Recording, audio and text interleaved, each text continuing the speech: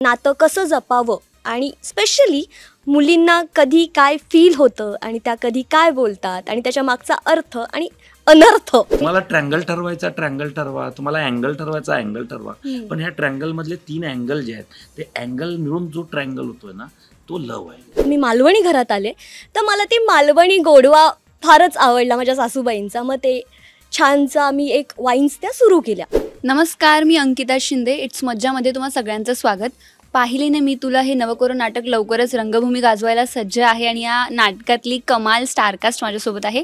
हेमंत पाटील, सुवेधा देसाई आणि तुम्हा सगळ्यांचे लाडके आवडते अंशुमन विचारे. कसे आहात तुम्ही तिघे पण? मस्त चकाचक. आणि खरं आम्ही पाहिले ना तुला तिकडे आलीस तेव्हा नाटकाचं प्रमोशन केलं. आम्ही धमाल आहोत आणि एक्सायटेड आहोत आणि असे कधी आम्ही सादर करतो प्रयोग असं तयार झालं आमचं.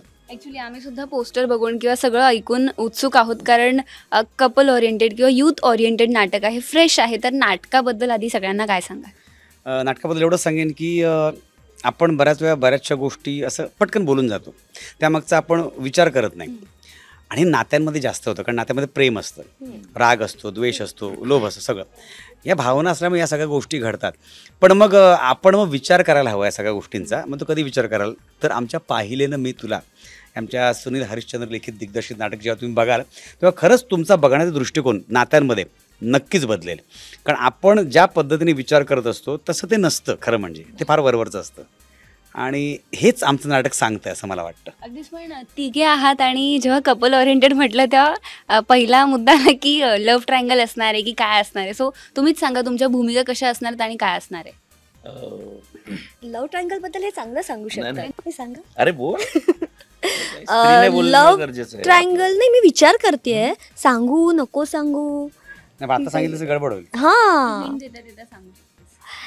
नाही, लव्ह ट्रायंगल की काय आहे ते बघायला तुम्हाला इथे थिएटरलाच यावं लागेल. 2 दिवसांनी प्रयोग आहे. हां, पण हे सांगू शकते की रिलेशनशिप्स काय असतात, नातं कसं जपावं आणि स्पेशली मुलींना कधी काय फील होतं आणि त्या कधी काय बोलतात आणि त्याच्या मागचा अर्थ आणि अनर्थ, त्यानंतर घडणारा अनर्थ, त्यावर एक छान गोड गोष्ट आहे.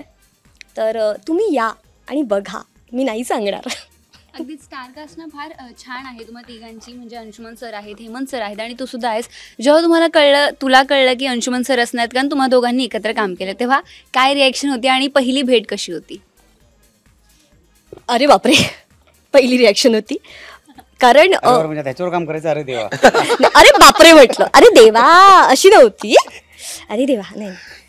अरे बापरे, कारण मी जी ह्यांची जी नाटकं बघितली आहेत ती एनर्जी इतके लाईव्ह असतात ते, त्यामुळे त्यांच्या एनर्जीला आपण निदान कॉम्प्लिमेंट देऊ शकू एवढं तरी आपल्याला काम करायचं आहे, ही एक जबाबदारी. त्यात सुनील दादाने जे लिहिलं आहे ते शब्द, त्याच्या मागचा एवढा गर्भित अर्थ तो आपल्याला पोचवायचा आहे, ती एक मोठी जबाबदारी. सो असं जबाबदारीचं ओझंच आलंय अंगावर माझ्या. तुम्ही तुमच्या भूमिकेबद्दल काय? अरे हा, माझी भूमिका म्हणजे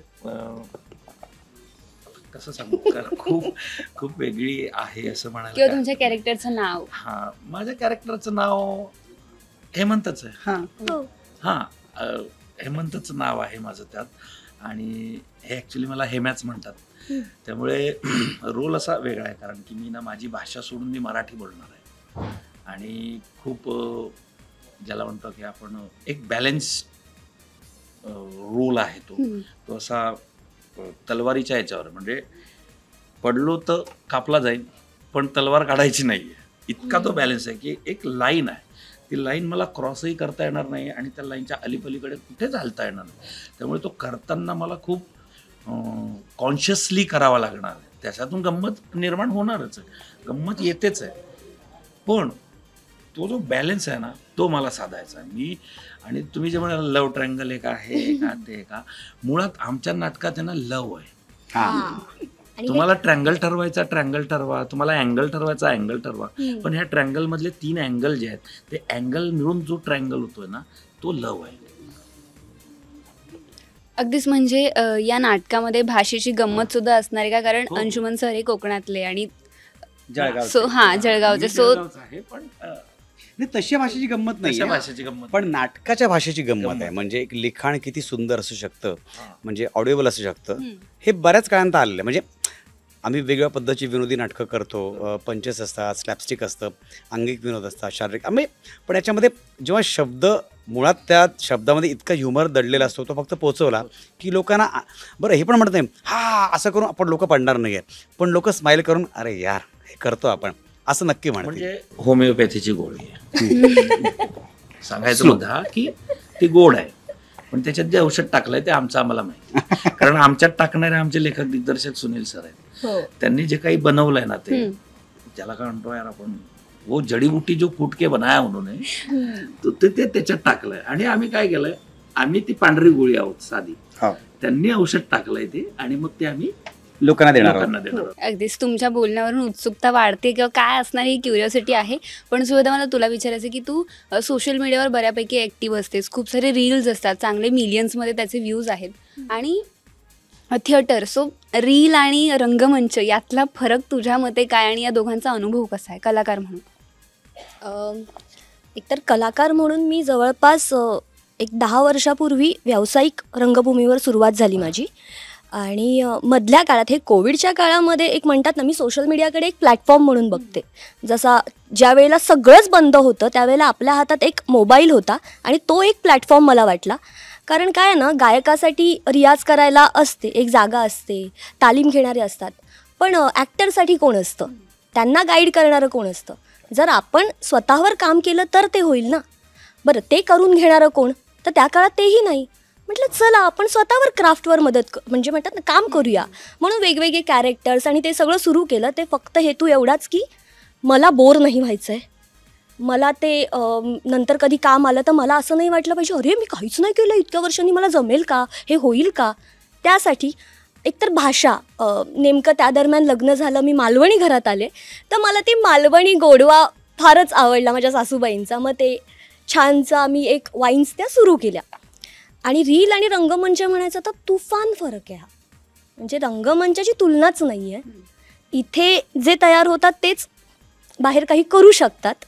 आणि रील हे माध्यम फार वेगळं आहे. ते क्विक आहे, ते चटकन पोचतं लोकांकडे, पण ती तितकंच चटकन निघूनही जातं. जितकं असं स्वाईप होतं ना ते जातंही, पण हे कायम आहे. हा खूप मोठा फरक आहे. अगदीच. आणि आम्ही उत्सुक आहोत की तुझी भूमिका कशी असणार आहे, आणि तुझा अभिनय पाहण्यासाठी सुद्धा रंगमंचावरचा उत्सुक आहोत. पण जसं की हे कपल ओरिएंटेड नाटक आहे, यूथ ओरिएंटेड आहे, आणि तुम्ही तिघेही मॅरिड आहात, सो साधारणतः जेव्हा घरी सांगितलं तेव्हा तुमच्या पार्टनर्सच्या रिॲक्शन काय होतं? आणि बऱ्याचदा असं असतं की कलाकारांच्या आयुष्यात किंवा त्यांच्याशी गप्पा मारताना कळतं की जी स्क्रिप्ट असते त्यातले बरेचसे वाक्य असं म्हणजे घरी आपण बोलून जातो किंवा तो चकवा असताना तसं करतो. सो तुमचं तसं काही आहे का अनुभव, आणि तुमच्या पार्टनर्सच्या काय रिॲक्शन होत्या स्पेशली तुमच्या? सर रिॲक्शन आता मला वाटतं प्रयोग बघितल्यानंतर येतील धनादन धनादन. म्हणजे म्हणजे माझ्या धनादन कोर्स होता ना आणि मला दिसला म्हणजे पल्लवीच्या येतील, आणि त्यानंतर जी माझी आई आहे छोटी तिच्या येतील. तर तिच्या जास्त रिॲक्शन मी थांबणार तिच्यासाठी, कारण ती डेंजर बोलते. त्यामुळे आता रिॲक्शन काय होणार आहे याचीच मला, कधी बॉम्ब फुटणार ते मला माहिती नाही आहे, पण रिॲक्शन येणार, 100% येणार. तुमचा अनुभव काय, तुम्हाला काय प्रतिक्रिया मिळाल्या? मला अशी प्रतिक्रिया होती की हे जे तू नाटकात करतेस ते तिथेच कर, इथे नको, मला नको सांगूस, मी असं काही करत नाही आहे. ही अशी अनेक वाक्य मी ऐकली. ओके, कॅरेक्टर बंद बाहेर ये, पण माझं नाव सुवेदाच आहे कॅरेक्टर. पण हां मग असलं म्हणून काय झालं, तू तिथे ते ठेव, इथे नको, मला त्रास होतोय. असं इतकं रिलेट झालंय ते. तुमचं नाव सुद्धा अंशुमन आहे की वेगळं आहे? नाही, आम्ही एक ॲक्च्युली नाटकात वेगळी नावं होती, पण आम्ही असं म्हटलं की थोडंसं स्वतःचे नाव ठेवलं तर फॅमिलियर पण होईल, आणि थोडं आम्ही थोडं फेमस होणार थोडेसे. आमचं पण नाव जरा ओळखीचं होतं. त्यामुळे जास्त जेल झालं. ॲक्च्युली खरं म्हणजे खूप आम्हाला बरं पडलं एकमेकांना नावानं हाक मारताना. पण तसंही अंशुमन सर असताना मग त्यांचं ते इतके फनी आहेत किंवा इतकं छान सगळं विनोदामुळे ते करून घेतात. सो तुम्हाला त्यांच्यासोबत कोऑर्डिनेट करायला कसं जाते, आणि काय अनुभव आहे आता त्यांच्यासोबत काम करताना? तेच इतके समजूतदार आहेत ना की ते आम्हाला समजून घेतात. खरं सांगतोय, अजिबात खोटं बोलत नाही. हिची शपथ, हो मेली मी. आपण खोटं थोडे बोलतोय, सिरियसली हे समजून घेत आहे. कारण की त्या माणसाचा अनुभव तेवढा आहे. आणि ह्याच्या आधी ना हे घेऊन बघ, हे जे सांगणं असतं ना वडिलकीच्या नात्याने, ते मिळालं ना तरी खूप असतं. थोडं ते वाक्य थोडं वडीलकीच्या मध्ये जास्त वडिलकीच्या नात्याने पण भाऊ मोठ्या भावाच्या नात्याने हे चालेल. हा, तर तसं जे आहे ना, तसं जरी पडलं ना की यार इधर स्किट हो रहा है, हे नाही, हे चालतं, लगेच रिपेअर करणं आणि मग पुढे जाणं. नाही रिपेअर करूयात आणि मग पुढे, नाही हे नाही. ही जी अजूनही आमचं ती खुमखुमी चालली आहे एकमेकांमध्ये की आपलं हे बाकी, आपलं हे बाकी, यार हे करेंगे, ये इसको नाही ऐसा. हे जे आहे ना, हे त्या माणसामुळे झालेलं आहे. कारण की एक आपण म्हणतो ना अनुभव जो बोलतो, मग तो अनुभव फक्त कामाचा नसतो, तो चेहऱ्यावर दिसतो, तो वागणुकीतून दिसतो. हा फायदा मला खूप झाला. Same pinch. तसं नाही, पण आता हे मी कोणाकडून शिकलोय म्हणून तुम्ही त्यांना सांगतोय ना, म्हणजे आपण काय ढगातून शिकून येत नाही, नाही बरोबर आहे, कामातून शिकतो आणि मग आपण ते पास करतो, बाकी काय नाही. तुम्ही यांनी जे पास केलं ते आता आम्ही दुसरीकडे पास करू. अगदीच सर, पण जसं की तुम्ही म्हणालात तुम्ही जळगावचे आहात आणि तू नुकतीच मालवणी कुटुंबात आलेली आहे, सो नाटकातली गंमत आम्ही बघूच, पण जाता तुम्हाला जळगावच्या भाषेत आणि तुला मालवणी भाषेत प्रेक्षकांना आमंत्रण द्यायचं आहे. तुमच्यासाठी एक वेगळा टास्क आहे. नाही तुम्ही करा. नमस्कार, जय खानदेश भाऊ. नाटक घेऊन आलं बरोबर आलं, या जातीकडे नाही म्हणजे जळगावमध्ये येणार आहे बा. पण पहिले कसं आहे ना बा, व्यावसायिक आहे ना, इकडे जास्त तिकीटं खपतात. आपल्या जळगावकडे कसं आहे बा, हा जळगावकरांसाठी बी करणार आहे आपण. जळगाव, धुळे, नांदेश, नंदुरबार बा सगळे नाही एक साथ उरकून टाकू आपण. पण नाटकाला हे जा बरं का, आणि गैर बा वोटिंग करा बरं का मस्त वाला, आणि जाहिरात उद्या बा, बाकी काही नाही म्हणजे एवढंच. आगळं वेगळं आमंत्रण ऐकल्यानंतर नक्कीच प्रेक्षक येतील. पण आता सुवेधा, तुझी टर्न. घे बाय माझे. हे अचानक असं काहीतरी मका सांगतात ना, माझे वांदे होत काय आता 2 दिवस रावले होत ना, आणि नाटकाची कामं रिहर्सल पडली आणि हे मका इंटरव्ह्यू घेऊन बसवलंय. पण ते मरांदे 2 दिवस रावले आहेत. प्रयोग येतले सिंधुदुर्गात, तेव्हा येवा. आणि मुंबईत आहात तर मुंबईत 24 तारखेला आपला प्रयोग आहे, तेव्हा यायचं. कळलं? थँक्यू. खूप छान केलं दोघांनी. मुंबईत आले ना मी. अच्छा बरोबर. अगदी आता अंशुमन सर, तुमची टर्न. समजा सुवेधा आमंत्रण देते, म्हणजे मालवणी भाषेत ते दिलं, पण ती सामान्य किंवा नॉर्मली कसं आमंत्रण देईल ते तुम्हाला मिमिक्री करायची तिची. अरे मग मिमिक्री कशी जमणार? कशाला गौगाच काय करणार मिमिक्री वेगळी? काय नाही सगळ्यात असते. मला मिमिक्री अशाच जमत नाही.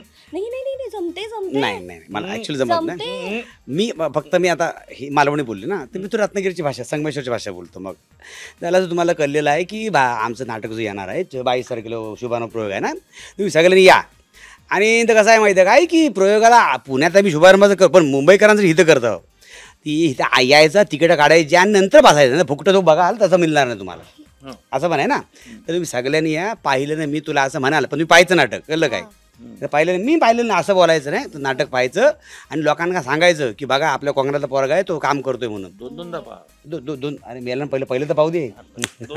तर नक्की बघा. आणि आम्ही वाट बघतो तुमची 24 तारखेला मुंबईमध्ये आणि 22 तारखेला पुण्यामध्ये.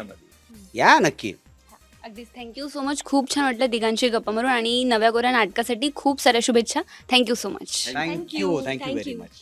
मराठी चित्रपटसृष्टीमधील latest update, original web series, shows, गाणी आणि एंटरटेनमेंटसाठी आमच्या चॅनलला सबस्क्राईब करा आणि बेल आयकॉन दाबायला विसरू नका.